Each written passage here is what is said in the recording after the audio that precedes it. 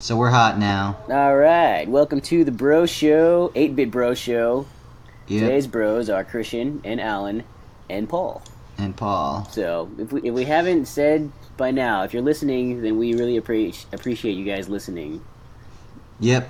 And You know, we're also on Facebook and on YouTube, but good luck finding us because I don't know how easy we've made it yet, and I know Paul's been doing the show notes, but I don't know how much he's been doing the sharing of the stuff. yeah, What's cool is I like the icon. Have you seen the icon on the Facebook channel? yeah, it's like kid pictures of us. Yeah, bro show of like I've us seen being like about to get in a bro fight. Yeah. Yeah, so that's cool. But I wonder where that picture came from, or maybe Paul, you can send us that picture where you found it from, because on the Facebook channel for Bro Show is like us doing kung fu. Yeah, your dad Which is posted it awesome. on Facebook. Yeah. Can you, even though I probably can dig it up, can you like send that to me? Because I want to make that the channel within like iTunes and that other stuff as well. Oh, you So- want to scrap the Rubik's Cube? I don't know. The Rubik's Cube is for it's very 8-bit ideas, but like for Bro Show, that's very okay. like Bro Show. Cool. I like it. Or We send can those two to Vin, and he could give us like he could an artist rendering. Yeah, he could put the Rubik's Cube in the corner or something. All right. Now Yeah. we're getting into like logo design. I know. We're stepping our game up. It's kind of scary, Phase but it's 2. also cool. Yeah, But exactly. yeah, We're so actually hitting phase 2. if anybody's listening, we hope you're enjoying listening to them as much as we enjoy recording. Yep. And if they haven't figured it out already, like we're on a time delay of about a month, I think, or something, which is good for me because I don't want to listen to something I just heard Yeah, for myself. I might say like, "Hey, well, I just had my 21st birthday," and now I'm like, I might be 50. Yeah. No, it's not that. Yeah, exactly. It's about a month, dude. So, anyways, so Dude, yeah, you're- we're hot right now. Your dad's Facebook is nothing but like the voice in Asian people, Yeah. and then like Facebook games like where he's playing like slots. How do you feel about that, by the way? Let's talk Filipino stuff for a little bit. Sure. So, like, how do you feel about, let's say on Facebook or maybe just in your regular family gatherings and stuff, like, people will have you pay attention to something or someone in, let's say, like the media or on TV, movies and stuff, just because they're Filipino. I hate that. Absolutely hate it. Yeah, I'm conflicted. I don't know if I'll go as far as hate, but it's like, wait, why does that get an automatic like yes plus one? Oh no! Like what I remember growing up was, hey, have you seen this movie? Yeah, this guy, isn't it? He's Filipino. I'm like, I'm not gonna watch a movie just because there's a guy who happens to be Filipino in a fucking movie. How about I watch Do you think a movie it's an because it was extension good? of right? Do you think it's an extension of like, let's say you're going out with some girl and they want to know about the girl, and the first thing they ask is like, Filipino. oh, yep, is she Filipino? You know, it's like, well, she's a girl. First of all, should be a that clears one maybe boundary that you might have had or something like that, one barrier. So, because I'm pretty sure my dad was just happy that I wasn't gay. Like that was the first thing, which And then I mean, really- different generation. So I think like my first question as an Asian American is she hot?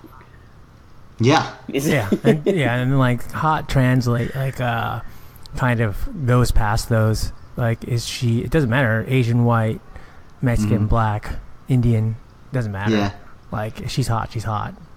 yeah. I don't think I'll ask like my son that or something. I mean, I don't know, but I don't think But the first question that but comes to my I- mind is my- she even Asian? My point or, was, like, I think it whatever. might be an immigrant question, like people that are from the Philippines, like that used to live there. Maybe that's where their Oh. mind defaults. You know, where for us, growing up in America, our mind defaults to hotness. Yeah. Okay. Well, also you gotta remember, like, I don't know about you guys, but I grew up in like I remember the demographic of my high school. 65% of the people were white, Yeah. and then like 20% were Mexican, and then like the other like 10% was split between Asian, Indian, Black and Asian or and something. black. Yeah. Okay. Oh, so basically, if it's like your classmate that's asking, like, "Hey, tell me about the girl. Is she Filipino?" Then they can start filtering out who it's not. Like who, it's like playing that game Guess Who. You know, the board game, where you're like, I want to see what does a she have Filipino brown guy eyes? look like on Guess Who? Is she wearing glasses? I don't know. I don't really know what the Filipino physical like stereotype is. Like if it's Short. Oh, I remember. I was dating this. This white girl I was in nursing school with, and she remembers telling her friends that she was dating a Filipino guy, and they're all like, gave her kind of like that stink face, like what? And she goes, "Yeah, he's Filipino." And the first thing they said was, "How short is he?" Really? yeah. Yeah, and then they kind of pictured like a short, like 5'4", 5'5", super scrawny. So I just like, and then I met them, and they're like, "Whoa, you know, like you're not what we were thinking." So Yeah. I thought. Yeah. Are we gonna ask the Simone guy who the Filipino guy is? That can you he's show us dating or what the something? Filipino guy is, please? Point Yeah. him out for us. Like, do you know this Filipino guy she's talking about? So are you saying then that your parents never asked you that question then? Or? Oh no, they did, but then they also knew like the demographic of like our area. You know, like my brother dated a white girl in high school, and it was never like they never pushed for Filipino girls, but at the same time, you know, they knew like everybody we went to, like we didn't hang out with Filipino kids in school. Like we hung out with white kids. So they kind of just assumed we were going to go that direction.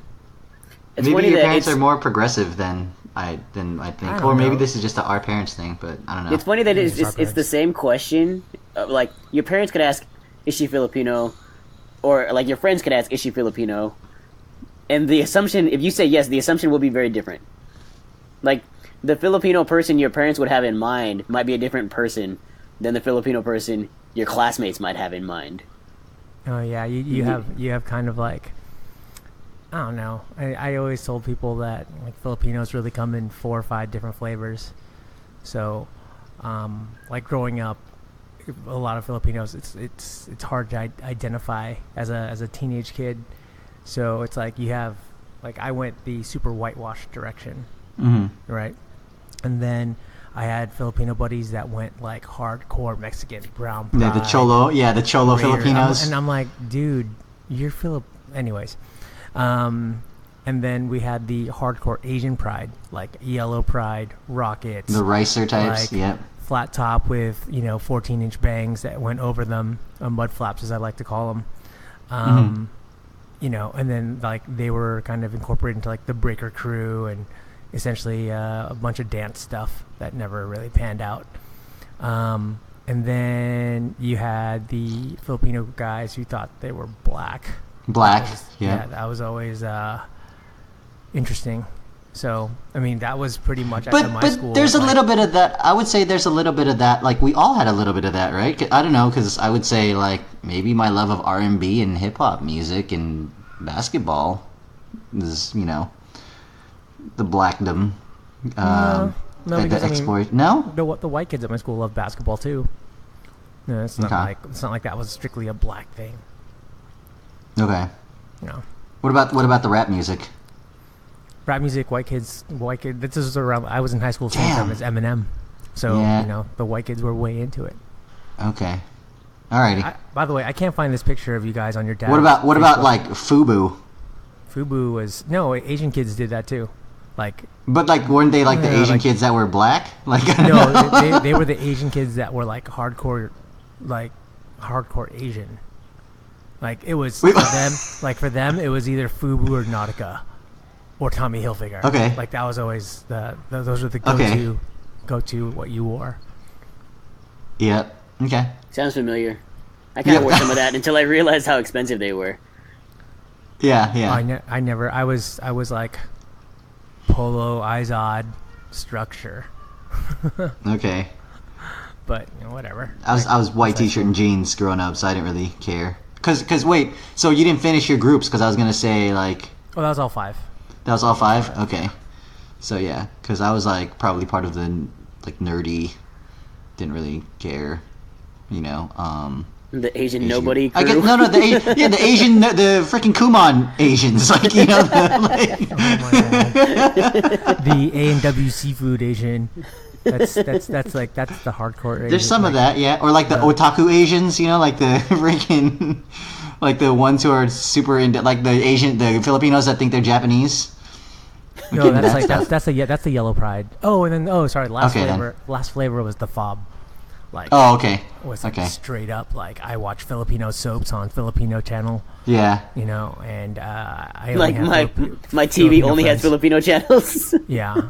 Yeah. And like I come to school like my packed lunch is white rice and tuyo. Right.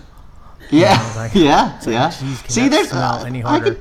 I've been there. Been there. So there's I don't know. I think musings of each of those things, but I don't Yeah, know. because you could be a mix of any or all of those, of combination of those things. You don't have, just because you're in one group, right. one crew, doesn't mean that you exclude yourself from one of the others. You might be predominantly one of them, but you're kind of a mixture of all those. That's not bad, Paul. The 5 different groups of Filipinos. Those are the 5 different groups of Filipinos I noticed growing up. Like that's just they usually fell into one of those groups. Like I had a buddy, like I said, I have a Filipino buddy, who shaved his head, grew out his mustache, wore a Tim Brown jersey every day, spoke fluent Spanish. Like it was, it was weird. Because I remember him as like in elementary school, like clean cut, whatever, and then all of a sudden just went hardcore Mexican. But I also noticed, for me, like usually I'm in the Filipino group, but depending on who everyone is, then the groups are different. Like sometimes I'm in the Asian group, and it's not just Filipinos. Sometimes I'm in the minority group, if it's like everyone's white except for like me and a couple of black guys or something. Sometimes I'm in the Pacific Islander group. Sometimes, and then if I'm in a group of Filipinos, then I'm the American. Yeah. Because everyone's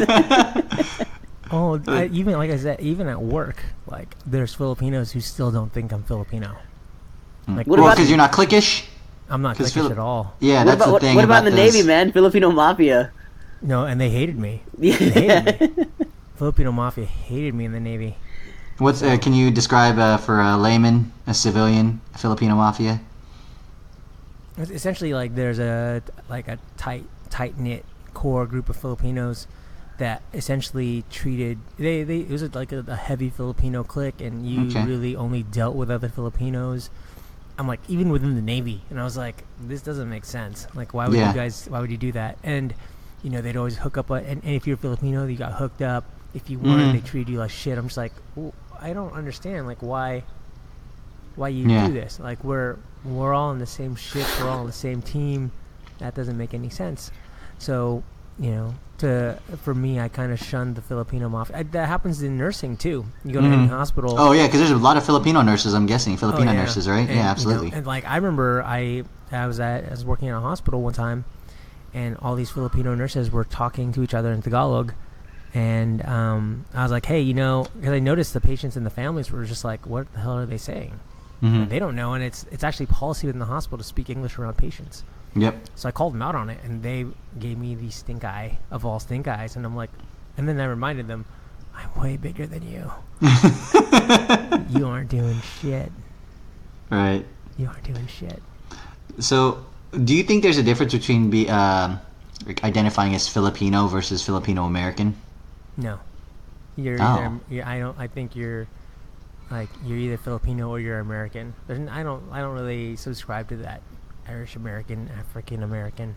No, you're either American or you're not.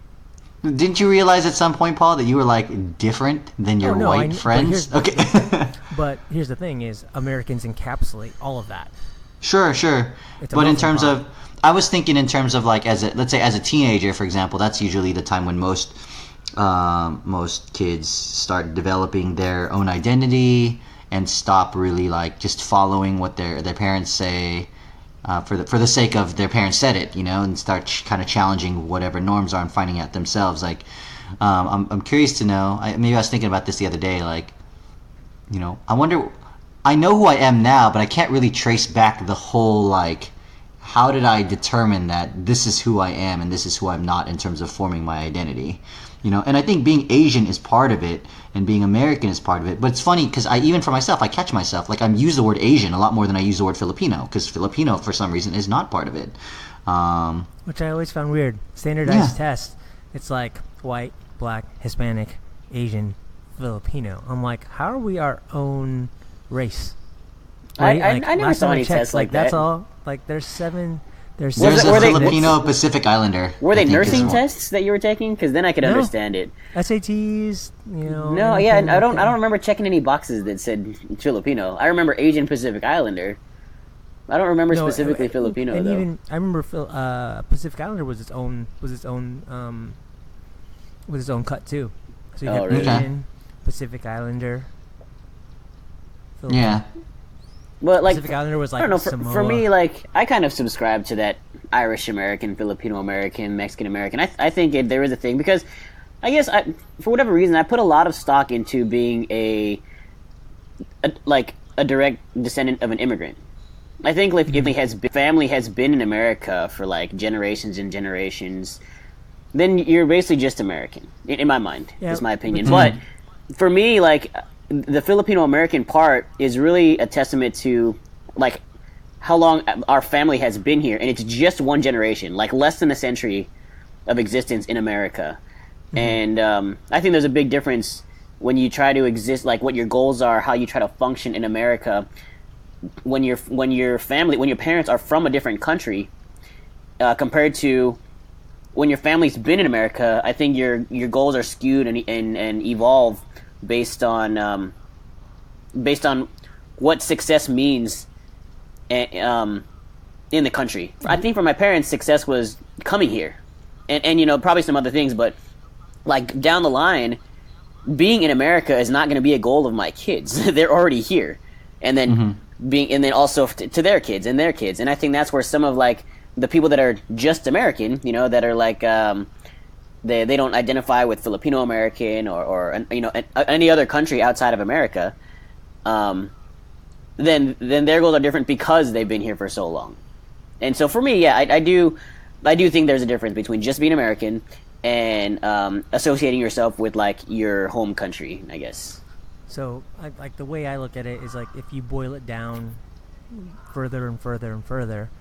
You take any of those minorities, any of the immigrants coming in, they are all experiencing the American experience.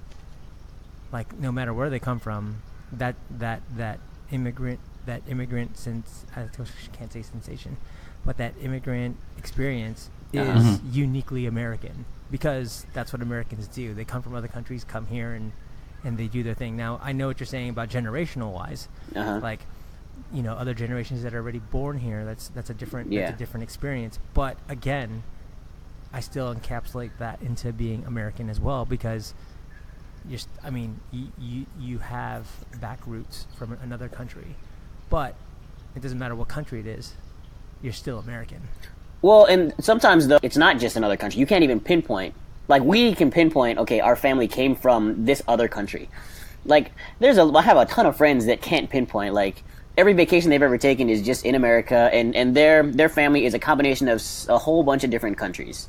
So like they don't associate themselves directly with a different country the way I do. Okay, that's to me, but does that make them any less American? No, I didn't say that it does, but I do think that it's a different. Like I categorize them as a different group of people. Whenever, I guess when I try to explain why.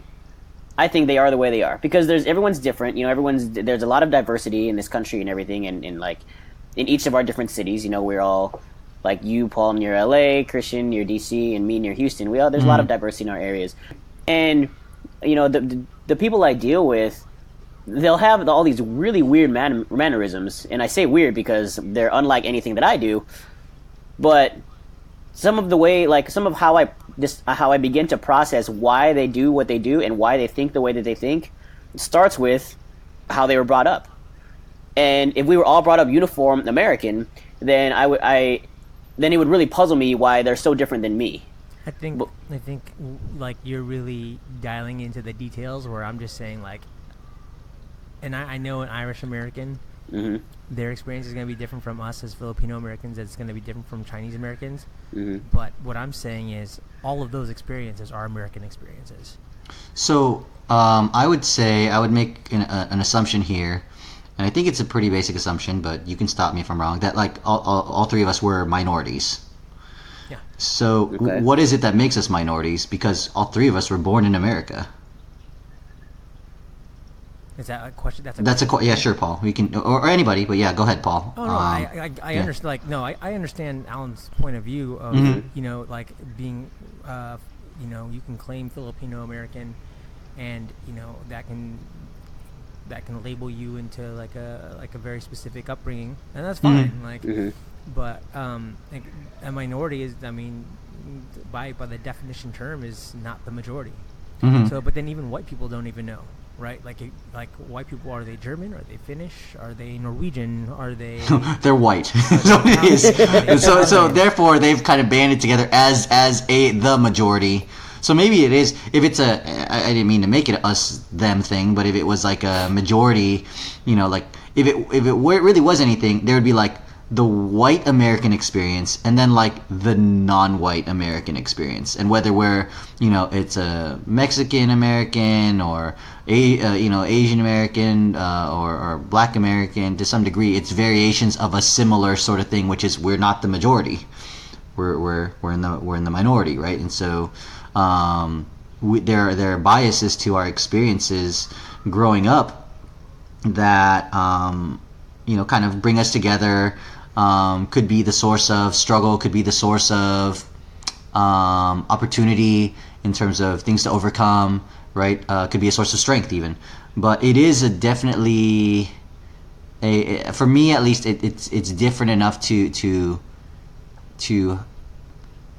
have it so that I don't automatically empathize with white Americans. I have to work to empathize with white Americans.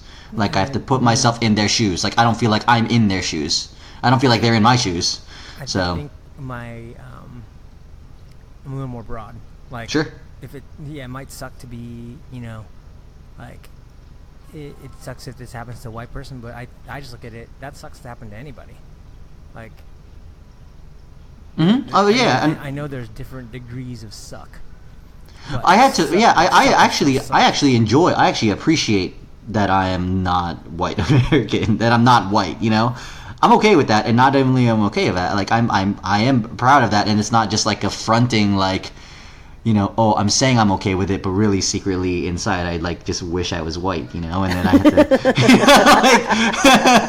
know, like in the shower, like I'm trying to scrub away the why today maybe. Like Dave Chappelle in that one episode where he like he powders up. Yeah. You see that? Remember Chappelle in his show where he freaking, oh my god. Like he imitates a white person. He does a good job too. Yeah. It always takes this guy in the scene. Reverse Bob. face. Yeah, exactly. Yeah. So it's not that, like, I don't know. I've kind of been thinking about that a bit lately. Maybe just by being in DC and kind of political atmosphere, but more just a sense of like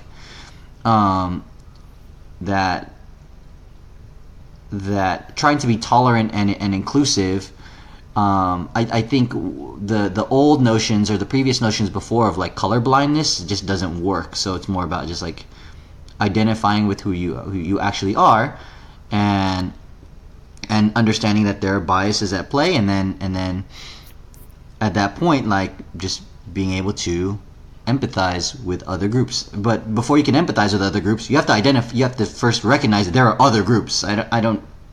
It's hard for me to say we're all in the same group. That doesn't mean that I don't share experiences with white people, but it's just that I think there's an overlap. Like, I mean, I think that I don't identify as that are common to Sure. you know, Americans, and then there are certain things that are pretty unique to the type of American that you are. Yeah. And really, we're talking about like just different nations of origin, but it could be anything. It could be gender based. It could be religion based. It could be whatever. You know, even different parts of the city in LA where we grew up. You know. Yeah. There's different things that we get ourselves into. Like now that we're, you know, Christian and myself, we're living in different parts of the country. There's different things that people here in this part of the country get into that we never thought of. Yeah. Oh, that's what's cool too. Even though we're all living somewhat the same experience as Filipinos, Filipino-Americans, Americans, whatever you want to call it. We are in 3 very different locations now. Like you got DC, LA, and Texas. So like here's an example. I'll give an example. Here in Texas or in Houston, I feel like every time I hear about summer school, like in high school, kids talking about going to summer school, they talk about summer school tuition. And whenever I was going to summer school when I was in high school, there was no tuition. It's just if you need a class that you're otherwise you're going to fall behind, or if you want to get ahead in some other class, you just sign up for it and you take it. Yeah. And then if that means that by the time you're in your senior year of high school, you're finished with all your high school prerequisites and you're ready to take AP classes for college credit, then that's what it means, which is cool. That's like apparently that's different in California than it is here in Texas. Because here in Texas, it seems like if you're not having to take remedial classes, then the summer school doesn't even want you. But if you do have to take remedial classes, then you're going to have to pay for them, or your parents are going to have to pay for them. So it's a very different mindset. Where when I was in, I didn't really, I never had any summer jobs or anything. Actually, I never had any job until I joined the Navy. Referee. But what's that? I was a referee. Oh yeah, that's right. In a Reference to the past episode. Easter egg, previous episode. Yay! All right. So, so you never got any calls wrong. I remember that. That's true. Okay, go ahead. Maybe 1 or 2. But yeah, I have thrown parents out of games. That was awesome. As a 15-year-old, throwing parents out of games. That's awesome. Okay. So here in Houston, it seems like a lot of the parents. What am I talking about?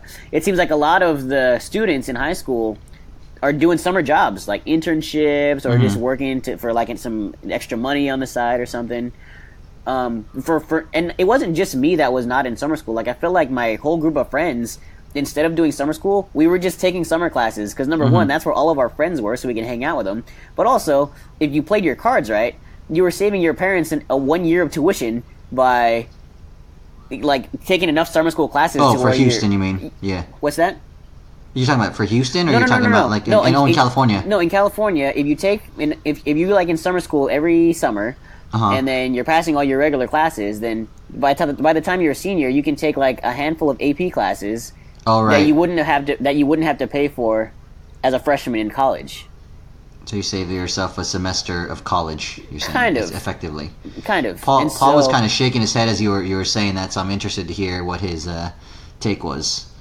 Oh no, my summers. I remember that's I had my summer job, but having all day, me and all my friends, and we didn't go to summer school. So, but I think to Alan's point, what he was trying to say is, in California, we didn't have to pay for summer school. If you wanted to go, you went. It wasn't like a tuition thing. But the thing is, for us, our summer school was at the community college, so you had to pay for that. Oh, so maybe that's what it is. Ours was really different then. I guess our setup was really different. Because our summer school was actually on the high school still. Yeah. Oh, okay. And even like most of the same faculty. Like if you want to take a math class, it's probably that same math teacher that you would have if you took that in regular school. Whoa! Yeah. So they didn't have a summer vacation then, I guess is what we're saying, huh? Yeah, and I don't know if like they probably got some extra money or something, or I don't know how I don't know the details of how the faculty. Because you're right. Because it wasn't every teacher. So maybe either they had a rotation or they had kind of like the same way, Alan, like you guys over there in your work, like just vie for overtime, right? You're like, all right, who wants the overtime? Like, who wants the summer class? I think summer school was still like 1 month out of the 2 months of summer, so you still had like another month of just kind of hanging out, I see. Yeah, but it could have been a different issue then. But I mean, I will admit that like Texas, there is a different political climate there versus California, and probably versus DC area. Well, I guess I'll identify with Virginia. So it's weird because Virginia, like the main identifying feature for you, where you are at, is like that's the South basically, and then where Paul is like the coast. It's the coast, right? So like New York and California kind of align sort of politically, like in terms of being liberal. for the most part. Obviously not everybody, but and then Virginia is interesting because in the northern part of Virginia, which is by DC, it is very similar to the coast. But in like the capital of Virginia, which is like Richmond, that is very much like the South because it's got like the tobacco land, like I think even I can't even remember like in the Civil War like whether Virginia fought for the South or the North because it was like right on the border. So Virginia fought for the South. Remember, West Virginia broke off to the North. Okay, then. So yeah. So Virginia was fought for the South. So yep. See, I didn't have to go to summer school for that. No, my history sucks, by the way. So yeah, yeah. But anyways, the point being is just like different ideas of like things that we had to face in our respective states. So, and I think the reason I was starting to think about this stuff with like race or like minority or gender stuff like that, and that we have these differences between us is more like, well, I wonder what are the things that I'm going to have to either work harder for or just concede like, yeah, it's probably not going to happen because I'm not part of a part of certain privileged groups. I'm part of some privileged groups, but not like all the privileged groups, right? So, you mean like playing in the NBA? Not playing in the NBA. That's one, obviously, one that's not going to happen. Although I am enjoying basketball, it's not for that reason. But more like just, so I'm kind of climbing the corporate ladder, right? So I work in a corporation, and I'm like, yeah, I don't know if I'm going to reach that like super high level or like C-level position. Yeah, Paul, we heard your mic. You're good. I'm not seeing any waveforms on my. On your Zencaster? No, that's kind of fake, I think. Don't even look at that yet. Okay. Oh, yeah, it's like, it takes a while. It, like, delays, so. But, yeah, if you want to get closer to the mic, you go for it. Oh, it's like, I'm practically deep-throating this thing. All right, awesome. So, yeah.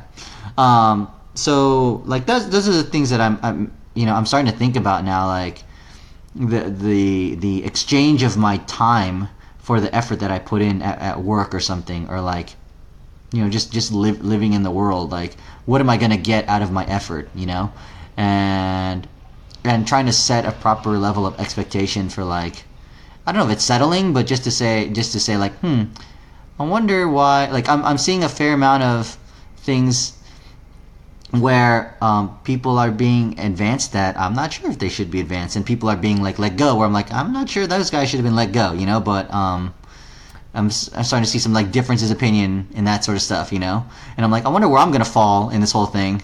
Go ahead, Paul. I think Alan has better stories for that being from a carrier, and I know I've seen it too in the Navy plenty of times where I saw people get advanced where I'm like, why are they getting advanced? Well, yeah, I'll go back to that Filipino mafia thing. Basically, there was the head guys of the Filipino mafia were like senior enlisted guys. Okay. Like, it seemed like there was a lot of senior enlisted Filipinos, but there were very few officers. Like, there was a huge discrepancy in the ratio of senior enlisted to officers. Mm-hmm. Like, you'd see some officers, like some junior officers that were Filipino, but as far as like the middle to high ranking officers, it's really rare.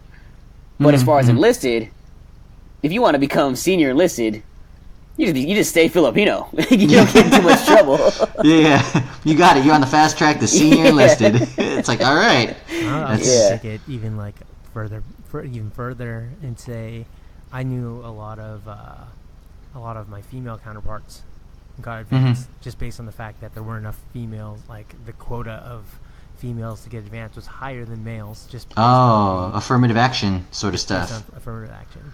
Yeah. I can't tell you how many times we'd watch someone get passed over, but then, the most junior girls were getting pushed up, and we're just like, what? Mm-hmm. So the image gotta look good. Diversity, right? Then, like, it's funny. I'm screwing with someone's career, though. Yeah. I'm reminded of a thing that there was something that happened like probably 5 years ago at work, where we had to rebuild all these different valves. Like, a lot of the valves in one part of the plant had the wrong material gasket in them, so we had to go like one by one, take the valve out, replace the gasket, and put it back into the where it's supposed to be. And it was a lot of work because you had to keep track of all the different valves that were being repaired, you know. And so it was the crew. Just by coincidence, the crew was me, a black guy, a white guy, and 2 Hispanic guys. Right? It was like 5 of us. Mm-hmm. And then we were all helping each other. You know, we started like, hey, let's you do this valve, you do this valve, you do this valve. But eventually, we were like, this. I think that it will go a lot better if we help each other. You know, we all kind of like we organize it better to where we're not just working on our own. You know, mm-hmm. And then like. It was like 4 or 5 days of work of just this one project, and then like the 3rd day, I started noticing, that's weird. The black guy is the one that's disassembling the valves. The Hispanic guys are the one that are repairing them. The white guy is the one that's putting it back in, and I got the clipboard. Like I was the one that was like keeping track of all the different valves. Like I noticed like that. Like I was like the accountant. Yeah. Like different racial stereotypes are playing or something. Yeah. Like you got one is like the demolition, one is like the repair, one is like the because the reason I noticed it was because I'm like someone asked me where like the group of wrenches were that we were using, and I'm like, I don't know. To come to think of it, I haven't used one of the wrenches this morning. But like I've been working, like kind of telling everybody, okay, this valve has been done, this valve hasn't been done, and then that's when I started noticing. I'm like, black dude's doing this, Hispanic guys are doing this, white guys doing this, and I'm doing this. Weird. Yeah. Like just the natural order of things, just worked itself out. Oh, okay. Hashtag not racist. Yeah, exactly. Hashtag. Oh, so that's why they're slaves. All right, that's cool. We went there. All right. Well, all right. Do the accounting. All right. Yeah. So I was gonna say the Asian accountant. Somebody's got to be good at math. Go. I'm not driving. We're good. So and then for the last like spreadsheets. Yeah. So for the last so that was like on day 3, let's say, of the 5, right? And then so for day 4 and 5, they were just going to me as far as which valve should I take. Like I was instructing them like which valve to take apart, and then no one was even asking me about wrenches anymore. They were just asking the other guys. And they were telling me, it seemed like even the management was kind of figuring out whose duties were what. Because they would come up to me asking the questions about which valves were being done. They were going to the other guys like, hey, how is it going with the repairs? And I'm like, wow, even you guys know. We didn't have to tell you who's doing what. You just figured it out. Because you looked at our faces. Asian guy's doing this, and the white guy's doing that, and the Hispanic guys are doing that, and the black guy's doing that. All right. Good job, team. Keep up the good work. All right. Alan, you just hand out pats on the back, okay? Yeah, exactly. Hand out gold stars. You're good. But yeah, I don't know. So it was just random ass thought that I had. Maybe a part of me was also thinking like I'm getting into a point where in my career I'm not like the junior guy anymore, and I'm not I'm starting to become like the senior guy. But I'm wondering if there is some people who are in the junior position who like look at me and be like, I wonder how he got to where he got, and I start wondering like, did I eat? Yeah, exactly. No, that's my point, right? Like, did it just look like I freaking sucked some cock to get there, or like did I just like did it look like I fairly did this? Did I look like I rightfully belong there, or is it just like, am I filling the quota, right? And then like what actually happened? Maybe I am actually filling the quota, but I have no idea. I think I got to where I was because I earned it, but who knows? Because there's no way to tell. There's no. And it's not like maybe the military might be more clear about this, but in the civilian world, you get promoted, they don't give you like a little progress chart of like, oh, you hit this thing and this thing and this thing, and now we're going to promote you. It's more like, oh, all right, yeah, we've decided to promote you. And then on the other hand, the other way, if you think you get a promotion and you don't, then when you try to ask, like, I wonder what can I do, or the tactful way of saying is like, so what can I do in order to get a promotion next time we have a review or something. I get like super vague answers where it essentially I have no bearing of where I am on my particular level. Oh, suck more dick. Got it. Just suck more dick is what Paul's motioning. Got it. So I'm reading between the lines, Well, Wow, Yeah. Christian with the explicit content today, man. I'm illustrating. I was thinking Paul's yeah. doing a pretty good job. We might make it through this whole episode and not have an explicit tag next to this episode. But then Christian comes with the thunder and he talks. No. All Christian has to do now is drop an N-bomb and we'll be done with the episode. It'll be good. And just stop the recording because we're not going to use this one. All right, it's good.